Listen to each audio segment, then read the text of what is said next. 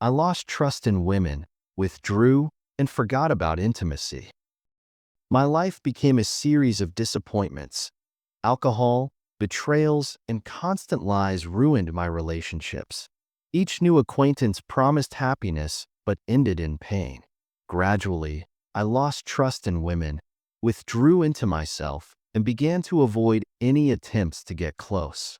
My hopes for sincere feelings faded, leaving only a bitter residue and a desire to forget about love forever. But now the past seemed like a hazy memory. I sat in my office, surrounded by silence, and absent-mindedly looked at the wall of photographs. Among the many pictures, one stood out in particular. It was of Anna, my first wife. In the photo, she was standing on the beach. The wind was playing with her hair, and her eyes were shining with such joy that it was impossible not to admire her.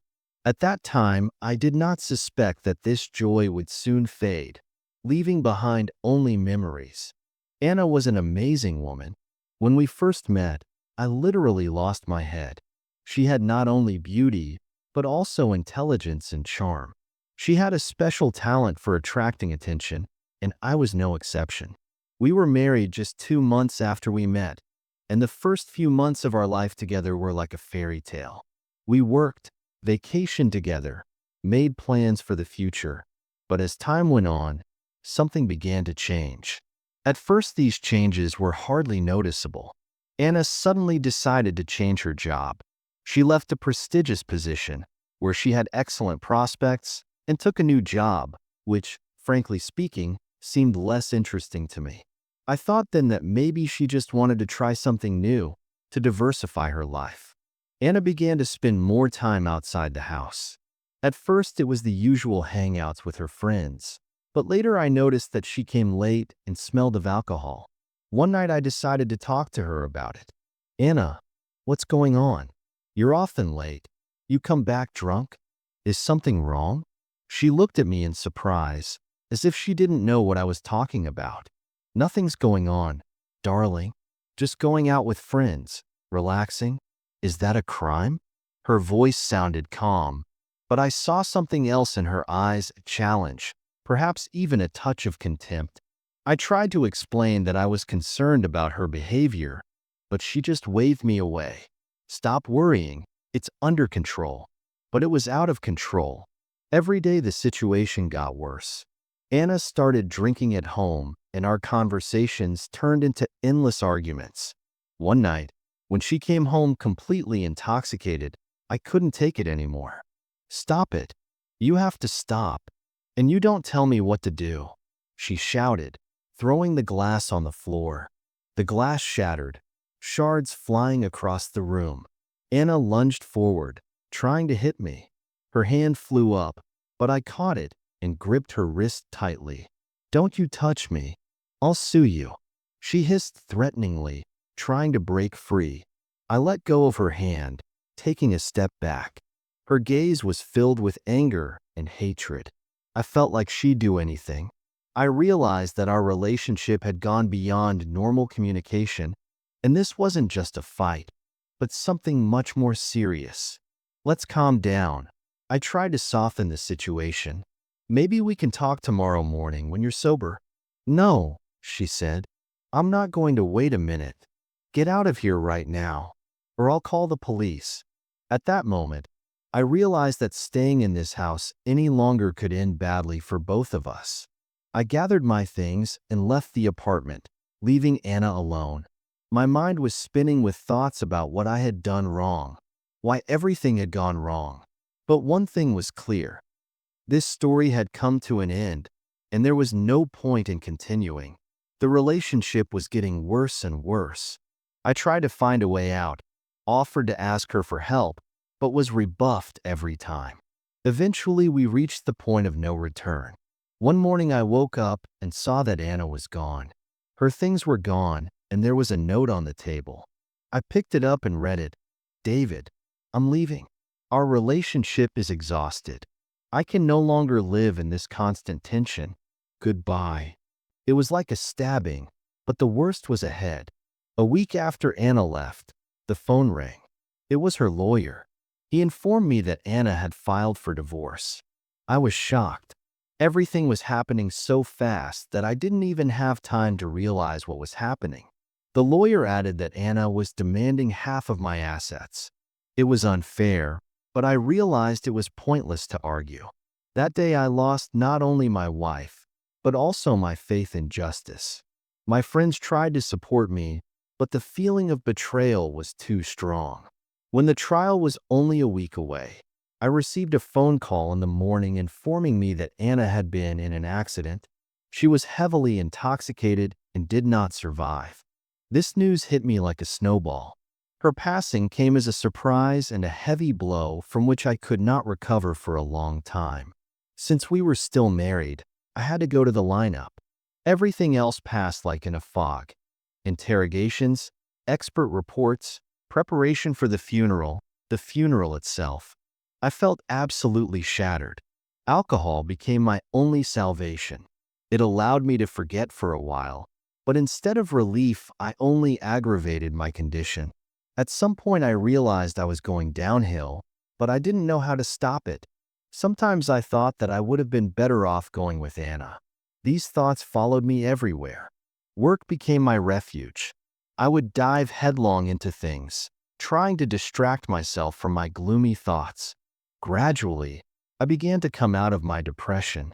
Every day was a struggle, but I knew I had to move on.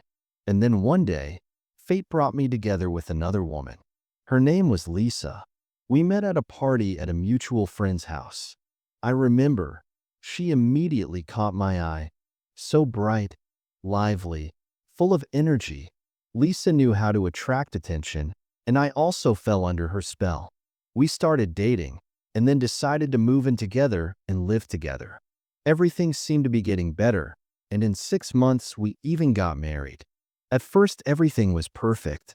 We lived soul to soul, made plans for the future. Gradually, I began to notice that Lisa sometimes behaved strangely. When she told me about her past, she was always confused about dates and events. Sometimes the stories sounded logical, and sometimes there were some inconsistencies, as if the pieces of the puzzle did not want to fit into a single picture. For example, she could remember celebrating Christmas with friends in a particular place, and then suddenly it turned out that she had been in another country that year. Such little things did not attract my attention at first, but over time they accumulated, causing slight anxiety.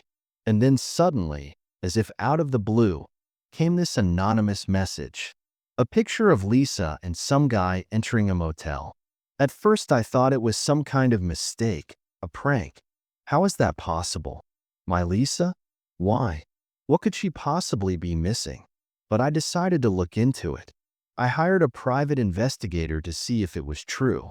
A week of waiting seemed like an eternity, and then he arrives at my house with a report, video, photos. My heart ached. It turned out that Lisa had really cheated on me. When I asked her about it, she tried to deny it. Yeah, sure, who would admit it right away? But I already knew the truth. I pulled out the pictures, turned on the recording on my phone of her walking into the motel, hugging another guy. She saw it all with her own eyes and stared at me fearfully. Lisa started babbling something about her brother, who was supposedly passing through from out of town and staying at the motel, and she just stopped by to see him. But these excuses sounded strained and illogical. What happened next was a scandal like we'd never had before. I yelled.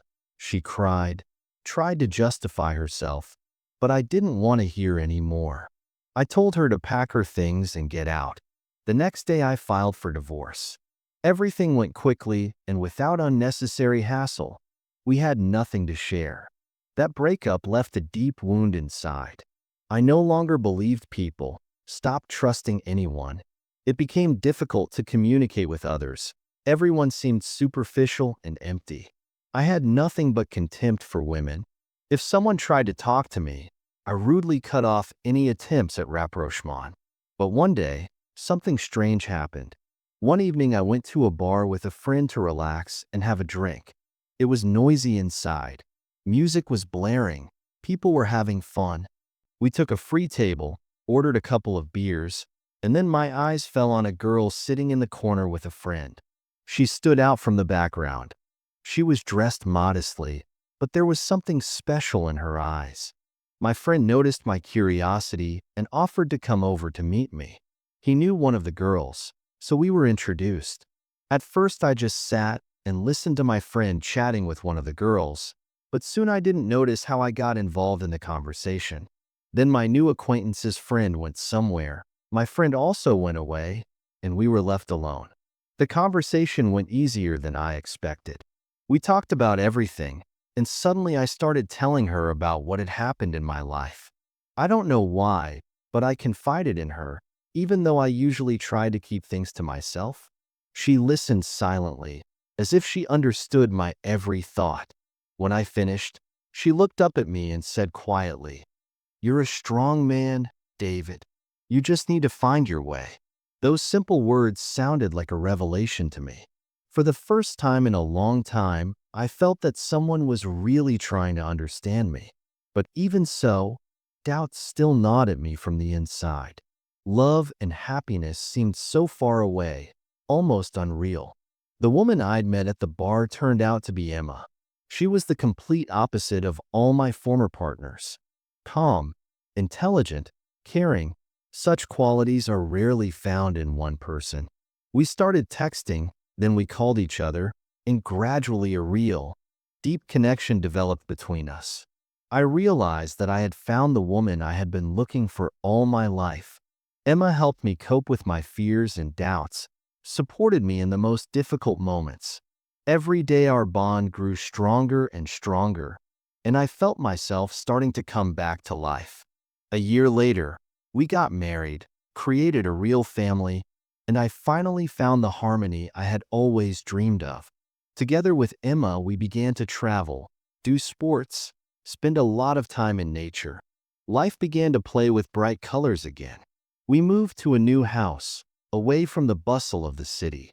There I was able to find peace and restore my mental balance. And yesterday, she told me the amazing news. We're having a baby. Now the past seems like a hazy memory. I see the world in a completely different way. The experience of past relationships has taught me a lot. To be wiser, more patient, to appreciate the simple pleasures of life, and to realize how important the support of loved ones is. Emma has been a true gift of fate for me, and I am grateful to her every day.